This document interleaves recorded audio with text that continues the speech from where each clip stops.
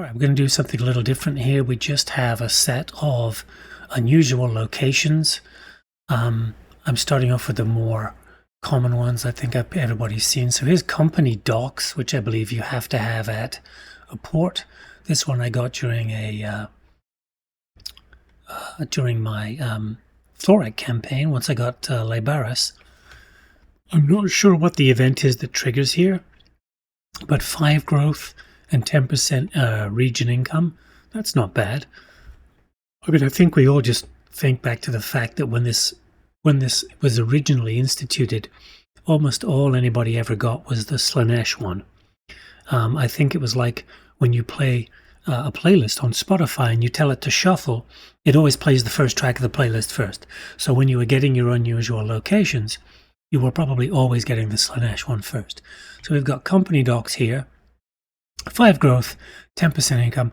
Not sure what this is, and if anybody knows what the triggered event is, let us know. Here we are. This was a new one to me. This was during my Gelt campaign.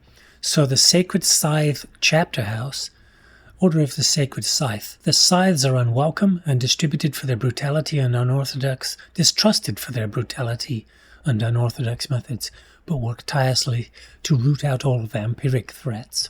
So this is an anti-vampire building. You lose control and you get 20 vampire count relation dip, but immune to vampiric attrition, so you can march straight into their lands. 10 corruption in your local region, and then fear fighting vampires nationwide, and a garrison of outriders. So probably this had to be in an area with some kind of corruption, I would guess. The Dwarven mineshaft, I've seen this quite a lot. I think it's pretty common. Not sure again what the event is that's triggered. It gives you a miner as a garrison. Woo! But this is a good one. 5% tradable resources for the settlement owner. So settlement owner, that's 5% resources everywhere. So that's just a little bit of extra income, turn in, turn out. And then 10% local region income, which is good because this is Erengrad. So Erengrad was doing 4,000, 3,500, whatever it was. So that adds a good 300 or 400 to Erengrad. So that one I like. Again, not sure what that is. Anybody knows? Let us know. This one was new to me, the Blessed Monastery. Got this during my Kosteltin. Don't know what the chance the events are here. Again, I'm not sure how often these things take place, but you have to be playing for a long time.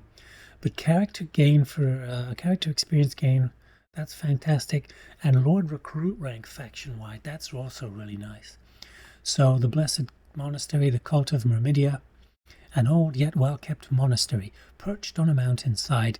It appears this place is now used to spread the teachings of Myrmidia and charges a fair amount to do so. Okay.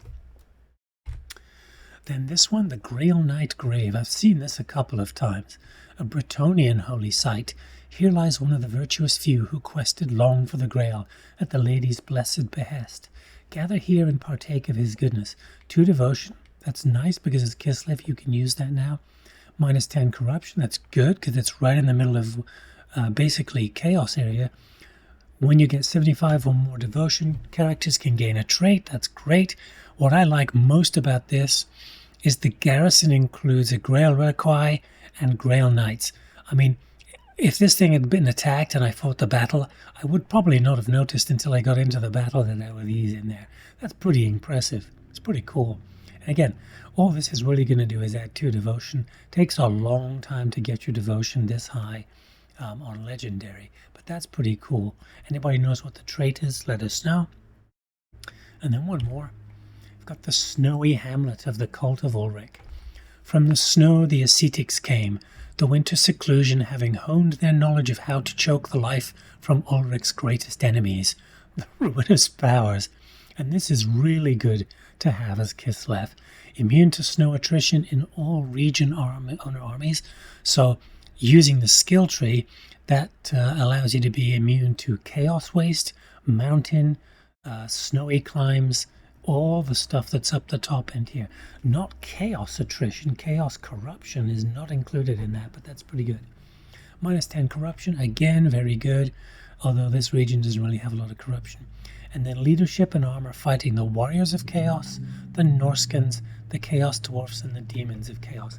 So that's really, really another good one to get as Kislev. So I enjoyed, I'm going to try and remember to get little snapshots of these whenever they come up.